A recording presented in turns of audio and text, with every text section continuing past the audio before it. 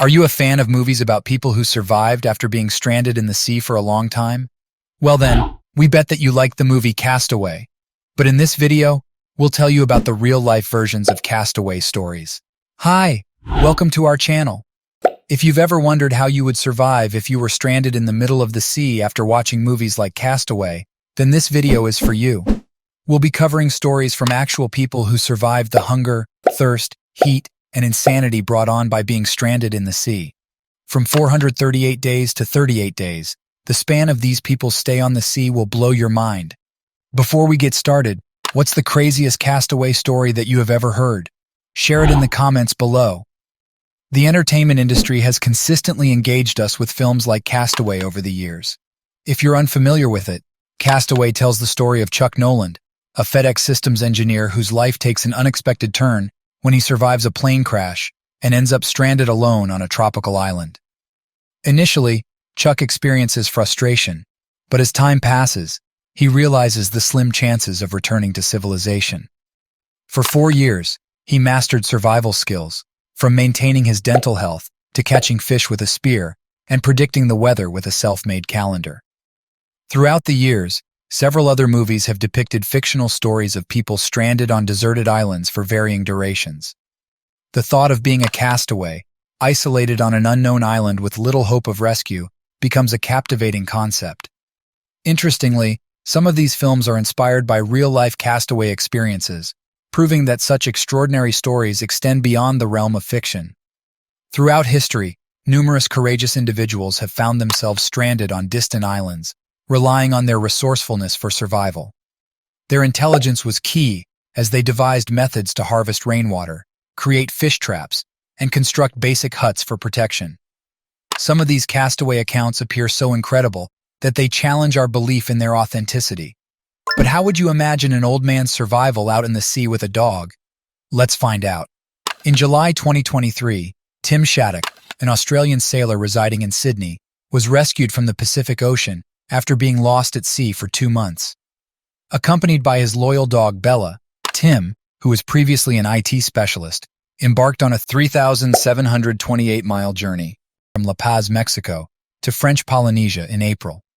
However, a few weeks into the challenging voyage, his vessel encountered a storm that caused severe damage, failing its electronic and navigation systems. It was during this difficult time that Tim's survival skills and resilience were put to the test. Stranded in the vast expanse of the Pacific Ocean, like true heroes, the Australian sailor Tim Shaddock and his faithful dog Bella demonstrated remarkable resilience by surviving on raw fish and rainwater. To shield himself from the scorching sun, Shaddock wisely utilized the boat's shelter. Thankfully, his ordeal came to an end relatively quickly, unlike the fictional character Chuck Noland, as he was rescued after spending around 3 months adrift at sea. A tuna trawler and its helicopter spotted them amidst the ocean, and despite Shaddock's rugged, overgrown beard and thin appearance, both he and his loyal companion avoided any major injuries or illnesses. When rescued, Shaddock informed the crew that he possessed nothing more than fishing and survival gear, which had sustained him during this incredible tale of survival. According to a doctor who treated him on the trawler, Tim Shaddock's vital signs remained stable, and he was in good spirits during his time on board. Once the trawler reaches Mexico, he will receive further medical assistance. Thankfully, Bella, his loyal dog, is also safe and well. Shaddock shared with reporters that the most challenging aspects of his time stranded were dealing with exhaustion and fatigue. He kept his spirits up by occupying himself with repairs and finding solace in the surrounding waters. Interestingly, he considers himself a quiet person who enjoys solitude in the ocean. However, when asked by reporters about his motivation to undertake the journey from Mexico's Baja Peninsula to French Polynesia in April, he found himself at a loss for an answer. Did Shaddock and his dog Bella's story shock and fascinate you? Tell us your thoughts about it in the comments below. Sadly, Tim Shaddock had no choice but to part ways with his beloved companion Bella. The sailor had found the dog during his travels in Mexico, but couldn't bring her back with him to Australia, his home country. With a heavy heart, Tim entrusted Bella's care to a crew member from the Marie Dahlia, the ship that came to his rescue. Genaro Rosales, the crew member, assured Shaddock that he would provide a loving home for the pup. Bringing pets to Australia involves a lengthy and costly process, with mandatory microchipping, vaccinations, and quarantine periods, even for pets from approved countries. As Mexico is not an approved country for pet importation to Australia, it posed further challenges for Bella to accompany Tim on his return journey.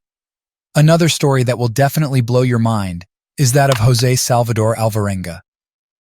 In the morning light, Salvador Alvarenga greeted his friend, who lay lifeless in front of their fishing boat, and asked about death. With Ezequiel Cordoba's body stiffening and turning purple, there was no response. So, Alvarenga imagined an answer for his deceased seamate.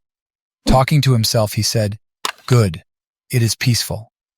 As they remained lost at sea for 2 long months, the boundless ocean stretched before Alvarenga, a constant reminder of their dire situation. Filled with grief and frustration, he questioned why fate had chosen him to endure the suffering, while Cordoba found relief in death. Alvarenga recalled the earlier days when Cordoba was tormented, yearning for his mother and craving tortillas. Yet in his final moments, peace embraced him unfairly. Struggling with his sanity, Alvarenga conversed with Cordoba's lifeless body for 6 days, until he realized the depth of his own descent into madness. Determined to save his sanity, he made the difficult decision to release his friend's corpse into the ocean. Under the scorching sun, Alvarenga gently laid Cordoba's frail frame in the water, accepting the somber reality of his solitary journey. On November 17, 2012, the daring shark fishermen of Costa Azul, Mexico, known as Los Tiburoneros, or shark hunters, set out for their typical fishing expedition on their nimble fiberglass boats. Alvarenga, an El Salvador native with limited formal education, had found both a source of income and a way of life in the Mexican coastal village. Fishing in the perilous deep-sea waters located 50 to 100 miles offshore was their daring routine. Aged 35 at the time, Alvarenga planned a 2-day fishing trip with his younger and less experienced companion, Cordoba, aged 22. Despite being aware of an impending storm, Alvarenga had faced numerous storms in the past and felt confident. However, the situation quickly took a turn for the worse when their boat's engine failed, leaving them vulnerable to the raging storm for 7 days. The turbulent seas posed a great danger, with Cordoba being thrown overboard once, but fortunately rescued by Alvarenga, who pulled him back in by his hair. The storm took a toll on their vessel, causing them to lose the engine, radio, and fishing gear. The boat offered no protection, except for an icebox used to store their catch and a bucket they used to bail water out of the boat. After the storm subsided, Alvarenga realized they had drifted significantly far from Mexico after observing airplanes passing overhead. However, due to the lack of a mast and flares, their small boat remained invisible amidst the vast ocean. The immediate concern was not hunger, but rather thirst, forcing them to resort to drinking their own urine for hydration right after the storm. It took nearly a month before they were blessed with rainwater to quench their thirst. Alvarenga's lifelong experience as a fisherman, starting from his childhood, became a crucial skill that would now determine their survival. Having learned to catch fish without hooks or lines by using his bare hands during his time in El Salvador, he applied this technique in the deep waters of the Pacific, snatching fish as they swam past him. However, the meager catch was insufficient to sustain them, and both Alvarenga and Cordoba suffered from severe dehydration and protein deficiency, causing their bodies to crave water intensely. The scorching sun relentlessly beat down on them, leaving the icebox as their only place of respite, where they sought refuge together. To their surprise, seabirds started circling their boat, seeking an unexpected resting spot amidst the vast ocean. Desperate for nourishment, Alvarenga seized the first bird, and despite Cordoba's horrified gaze, he tore it apart, similar to a raw chicken. Unlike processed poultry, these seabirds offered a crucial source of liquid in the form of their blood. Alvarenga vividly remembers the day Cordoba passed away, with rain pouring down around them as they sought refuge inside the icebox, a routine they had maintained for weeks. In their desperate situation, they prayed together, and during this time, Cordoba expressed his desire for Alvarenga to visit his mother and conveyed that he was now with God. Overcome by jealousy and grief upon Cordoba's death, Alvarenga found himself contemplating suicide in the days that followed, after he had let his friend's body slip into the ocean. However, the fear of eternal damnation and God's judgment held him back from taking his own life. Amidst his struggle at sea, Alvarenga's primary focus remained on finding food, and he sought solace in prayer and hymns, even during the most devastating moments.